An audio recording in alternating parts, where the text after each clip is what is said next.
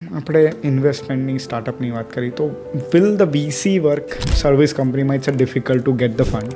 But પ્રોડક્ટની વાત કરીએ, ઇફ આઈ એન્ટર કોઈ વીસીને આપણે એન્ટર કરીએ તો ઇઝ ઇટ વર્થ, કોઈ હેલ્પફુલ થાય છે કે બધા વાતો જ કરે? આપણે બંનેના જવાબ આપીએ. સર્વિસ કંપનીમાં બી ફંડ લઈ શકાય જ્યારે તમારી સર્વિસ કંપનીની વેલ્યુએશન એક લેવલ સુધીની હોય, કાં તો એક લેવલ સુધીની રેવન્યુ આવે. જનરલી વીસીસ એવું કહેતા હોય છે કે ઇન્વેસ્ટમેન્ટ બેન્કર કે 5 મિલિયન એટલે 40-50 કરોડની આજુબાજુ રેવન્યુ હોય, તમે કોઈ પ્લેટફોર્મના સારા પાર્ટનર હો અને તમારી એવરેજ પ્રોફિટ માર્જિન 20% ઉપર હોય યર ઓન યર, તો એ લોકો ગ્રોથ ફંડ આપતા હોય અને તમને એવું માર્કેટ ખોલી આપે છે કે જ્યાં તમારી ડાયરેક્ટ વર્ક નથી. તો સર્વિસ કંપનીને બી આવા ફંડિંગ મળતા હોય છે, એને કહેવાય ગ્રોથ ફંડ કાં તો સ્કેલિંગ વાળું ફંડ, અને આગળ જતા સેલ થતી હોય છે.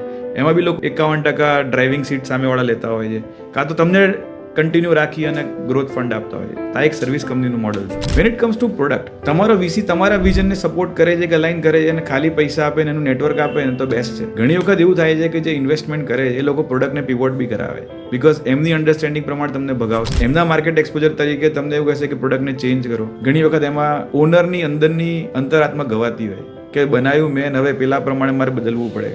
પણ જ્યારે તમારે ખિસ્સાના પૈસા ના મૂકવા હોય અને માર્કેટિંગ સેલ્સનું ફંડ ખૂટતું હોય તો તમારી પાસે કદાચ આ જ રસ્તો હોય